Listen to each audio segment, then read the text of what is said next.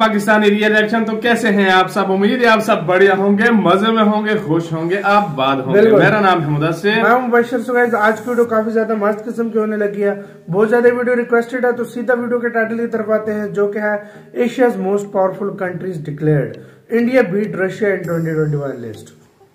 मतलब एशिया की सबसे ज्यादा पावरफुल कंट्रीज डिक्लेयर्ड हो गई हैं और इंडिया जो है उसने रशिया जो कि सुपर पावर कहलाता है उसका भी रैंक, उसको भी क्रॉस कर लिया और महाशक्ति बन गया। देखते हैं पूरी लिस्ट क्या है, क्या सीन है। प्रशांत धवन सर का वीडियो, इनकी वीडियो का लिंक मिल जाएगा आप लोगों को डिस्क्रिप्शन में। तो बिना किसी देरी के देखते हैं, काउंटडाउन करते हैं, स्टार्ट। नमस्कार and welcome you to world affairs. मैं हूं प्रशांत धवन। आज के समय वर्ल्ड मीडिया बात कर रहा है एशिया की सबसे पावरफुल कंट्रीज के बारे में, क्योंकि लोई इंस्टीट्यूट की रैंकिंग सामने आ चुकी है।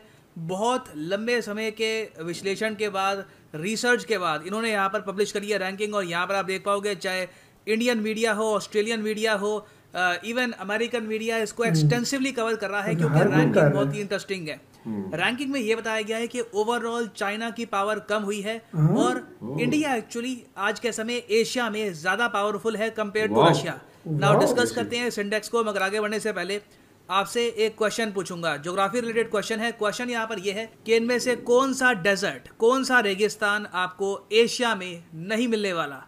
ये है यहाँ पे आपकी ऑप्शन। कमेंट सेक्शन में करिए उत्तर, सही आंसर मैं आपको दूंगा वीडियो के एंड में। नाउ यहाँ पर आप ये पूछेंगे कि लोई इंस्टीट्यूट इतना ज्यादा फेमस क्यों है, इतना ज्यादा इसकी रेपुटेशन इतनी स्ट्रॉन्ग क्यों है कि दुनिया भर में कई आर्टिकल्स पब्लिश हो रहे हैं सिर्फ इनकी इंडेक्स की वजह से। देखिए, मैं ये आपको बता दूं, लोई एक ऑस्ट्रेलिया बेस्ड थिंक टैंक है और हर साल ये लोग पब्लिश करते हैं एशिया पावर इंडेक्स। बहुत ज़्यादा डीप रिसर्च के बाद ये इंडेक्स पब्लिश होता है और ये लोग वेरियस और टॉपिक्स पर भी रिपोर्ट पब्लिश करते हैं। काफ़ी बार IMF, वर्ल्ड बैंक, वेरियस संगठन इनके डेटा का इस्तेमाल करते हैं खुद की रिपोर्ट तैयार करने के लिए। सो यहाँ पर आप देख पाओगे, ये है लोई इंस्टीट्यूट का एशिया पावर इंडेक्स। अब यहाँ पर आप कहेंगे ये गोल गोल से क्या बने, ये मतलब इसका मतलब क्या? देखिए, ये आपके सामने एशिया का मैप है। ये ऑफ कोर्स हो गया यूनाइटेड स्टेट्स ऑफ अमेरिका, जिसकी यहाँ पर रैंक 1 है। याद रखिएगा, हम यहाँ पर दुनिया में पावर की बात नहीं कर रहे, हम यहाँ पर सिर्फ बात कर रहे हैं कि कल को एशिया में कॉन्फ्लिक्ट होती है तो उस केस में सबसे पावरफुल कंट्रीज कौन कौन सी होगी। और टोटल यहाँ पे इन्होंने 26 कंट्रीज को किया है रैंक। इंटरेस्टिंग बात देखिए, रैंक 1 तो है यूएसए की। और अगेन मैं यहाँ पर यही बता दूं कि ये इंडेक्स सिर्फ उस बात पर फोकस नहीं करता कि एक कंट्री के पास आर्मी कितनी है, कितनी स्ट्रेंथ है। ये लोग फोकस करते हैं 2 मेजर पिलर्स पर, एक रिसोर्सेज पर, दूसरा इन्फ्लुएंस पर। रिसोर्सेज पर आप अगर देखो तो ये बात करते हैं इकोनॉमिक कैपेबिलिटी की, कि उस कंट्री की इकोनॉमी क्या इतनी स्ट्रांग है कि लंबे समय तक वॉरफेयर ये लोग झेल पाए। फिर बात करते हैं मिलिट्री कैपेबिलिटी की, कि अभी के लिए क्या उसकी मिलिट्री इतनी स्ट्रांग है कि अचानक से हुई वॉर वो झेल पाएंगे। फिर ये लोग बात करते हैं रेजिलियंस की, कि डिफेंड कितना कर सकती है वो कंट्री। उसके बाद ये लोग बात करते हैं फ्यूचर रिसोर्सेज की। अब कई देश हैं जिनके पास रिसोर्सेज हैं मगर अभी तक उनको टैप किया नहीं है। फॉर एग्जांपल इंडिया में आप मान लीजिए थोरियम, मैं कहूँगा एक ऐसा रिसोर्स है जिसको अभी हमने प्रॉपर्ली टैप किया नहीं है। ये आप कह सकते हैं एक फ्यूचर रिसोर्स है। फिर ये लोग बात करते हैं इन्फ्लुएंस की, वहां पे आते हैं economic relations. For example China और रशिया के बीच में इकोनॉमिक रिलेशनशिप बहुत स्ट्रांग है। रिसेंटली आपको पता होगा कि पहली बार चाइना और रूस के बीच में एक हाईवे ब्रिज ओपन किया गया है और दोनों कंट्रीज के बीच में ट्रेड आप अगर देखो तो $100 बिलियन का है। फिर ये बात करते हैं डिफेंस नेटवर्क की। फॉर एग्जांपल आप अगर देखो नेटो, ये एक डिफेंस नेटवर्क है। ऑकस को भी आप कह सकते हैं एक डिफेंस नेटवर्क के अंडर ही आता है। फिर ये बात करते हैं डिप्लोमेटिक इन्फ्लुएंस की। इंडिया का डिप्लोमेटिक इन्फ्लुएंस आप अगर देखो तो काफी स्ट्रांग है, जापान के साथ, आसियान देशों के साथ। फिर ये बात करते हैं कल्चरल इन्फ्लुएंस की। अब टर्की का पाकिस्तान पे क्या है बहुत बड़ा कल्चरल इन्फ्लुएंस। कल्चरली पाकिस्तानी बहुत ज्यादा कनेक्टेड फील करते हैं टर्की से। रीजन वही लोग जानते हैं, मगर ये एक एग्जांपल है कल्चरल इन्फ्लुएंस का। तो ये सारी बातें काउंट करके यूएसए को रखा गया है नंबर 1 पर और यूएसए का 100 में से स्कोर है 82.2। नंबर 2 पे इन्होंने रखा है चाइना को। चाइना का एक्चुअली ये लोग कह रहे हैं कि ओवरऑल जो चाइना की पावर है कम हुई है, और चाइना की पावर के कम होने का एक बहुत ही बड़ा रीजन यहाँ पर यह है कि इनका डिप्लोमेटिक इन्फ्लुएंस बहुत ज़रा कम हुआ है।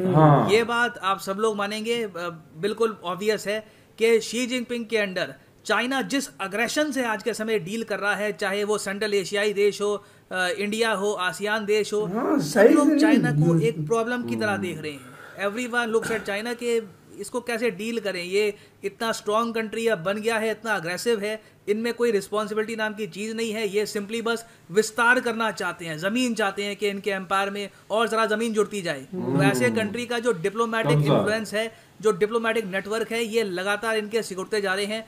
पाकिस्तान और रशिया के अलावा आप अगर देखो तो ये पूरा जो यहाँ पर एक कॉन्टिनेंट है, वहां पे चाइना आपको काफी अकेला भी दिखाई देगा। फिर नंबर 3 पे आपको मिलेगा जापान, फिर नंबर 4 पे है इंडिया। अब इंटरेस्टिंग बात देखिए कि इस रैंकिंग में रशिया से ऊपर रखा गया है भारत को। अब आप पूछेंगे इसका रीजन क्या है? रीजन देखिए 3-4 है। एक तो इंडिया के इकोनॉमिक रिलेशनशिप बाकी कंट्रीज के साथ काफी स्ट्रांग है compare to Russia. Russia almost आप कह सकते हैं एक लोन वुल्फ है, चाइना के अलावा बाकी कंट्रीज के साथ कुछ खास ट्रेड करता नहीं है रशिया, आप अगर देखें। वेराज इंडिया का काफी बड़ा ट्रेड है जापान के साथ, ऑस्ट्रेलिया के साथ, यूएसए के साथ, आसियान कंट्रीज के साथ, तो इसलिए इंडिया को काफी बड़ा एज मिलता है। बाकी ऑफ कोर्स मिलिटरीली आप अगर देखें तो रशिया को हमसे ऊपर रैंक किया गया है। अगर हम सिर्फ मिलिट्री कैपेबिलिटी की बात करें तो रशिया की रैंक होगी 3rd, हमारी रैंक होगी 4th। मगर इस साल आप अगर देखें तो इंडिया का ओवरऑल स्कोर गिरा है, हमारा स्कोर अब हो चुका है 37.7 आउट ऑफ 100। और इंटरेस्टिंगली इनफ इंडिया को इन्होंने कम नंबर इसलिए दिए हैं क्योंकि ये लोग कह रहे हैं कि इंडिया के इकोनॉमिक रिलेशनशिप रिसेंटली सफर किए हैं। ये ऑफ कोर्स बात कर रहे हैं RCEP के बारे में, जो फ्री ट्रेड एग्रीमेंट इंडिया ने रिसेंटली साइन किया नहीं था, तो वो इस वजह से कह रहे हैं कि इंडिया का स्कोर थोड़ा सा हमने कम किया है उस वजह से, क्योंकि ये लोग मानते हैं इंडिया की जो इकोनॉमिक इंटीग्रेशन है ये इतनी स्ट्रांग नहीं हुई इस साल।